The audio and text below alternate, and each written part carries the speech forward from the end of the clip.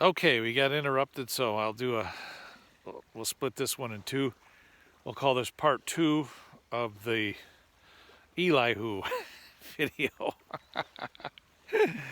and the Christ within model. So, self-governance model, that's where we're headed. So, if you remember, we were talking about self-governance. We were talking about Elihu and how he was going to put his one hand on God and one hand on Job and be the daysman, the intermediary.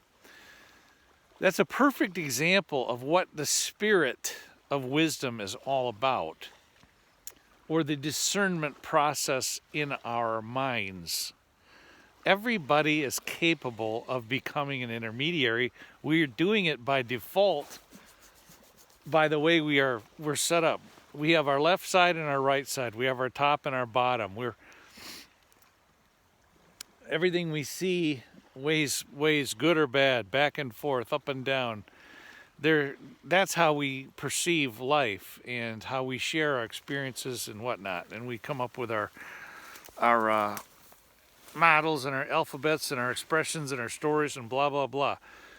But anyway, you have Elihu becoming an intermediary.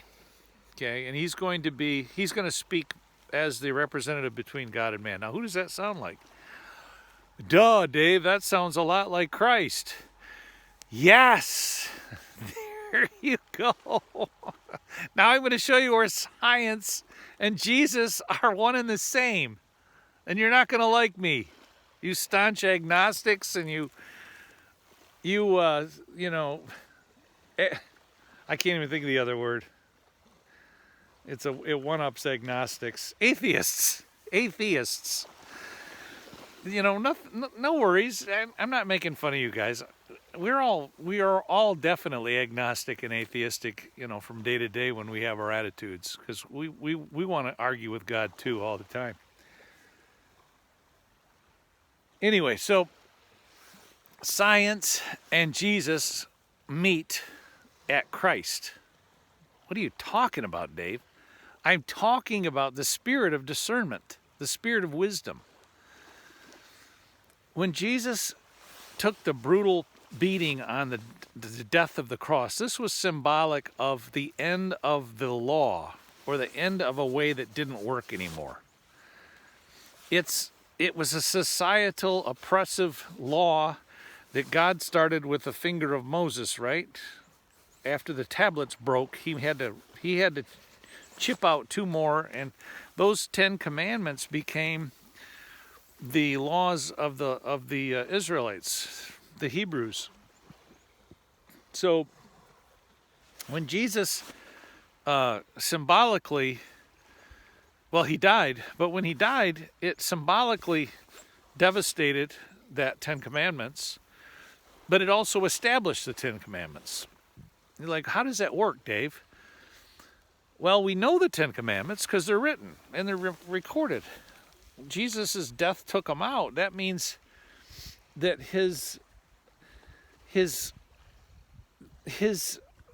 representation that he made for us, in that we all can agree that oppressive law has a place, but we can't regenerate well with that. We can't.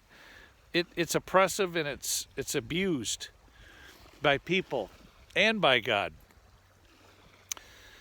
So Jesus raised from the dead, and now he breathes his spirit into us, right? So Dave, I'm lost. How can this be science?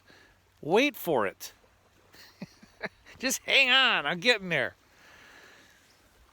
When you're resurrected from the dead, it simply means, it means what it means, because I believe Jesus actually died and rose from the dead.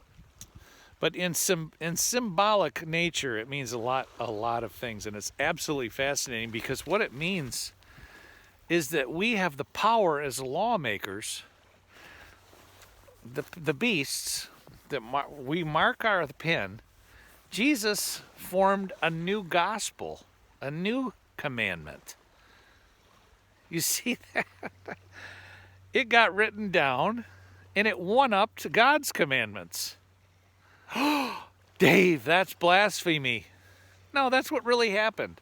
Science does the same thing. What the establishment of the Old and New Testament does for science is absolutely liberating. It's scientific. It promotes scientific thought. So it cracks me up when you have people that are scientists say that they are putting down religious viewpoints.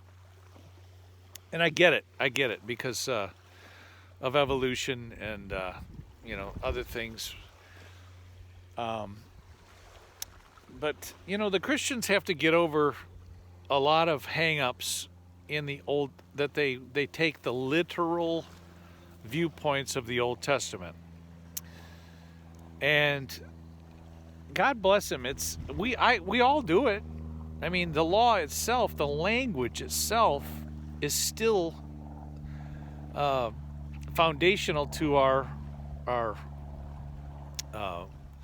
building new languages today, because those stories and those expressions in alphabet and letters and laws and policies are foundations. They're building blocks of what we are doing today. So Christ within and science line up. They line up. They're the same. Arguing one against the other is, it's kind of a waste of breath. You're really not stepping back and looking at what I'm looking at, and that's the expressions that we build as human beings in our state of being. That's the real emerging law. That's what gives regeneration its impetus. Can you imagine if somebody passed a law that said that the table of the elements is finished? That's it. There's no more elements to be discovered. It wouldn't last, would it? Because somebody's going to discover more elements. Well, when we get up to Neptune and Pluto and beyond, we're going to discover a lot more states of being, aren't we? We're going to have to put those into words, aren't we?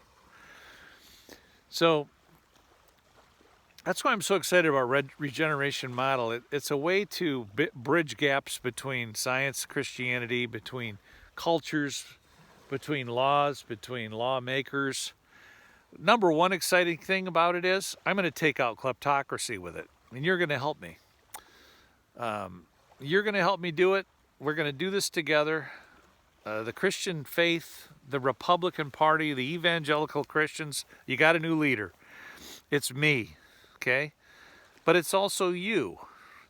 And you're not a Republican unless you're a Democrat too. So what do you mean, Dave?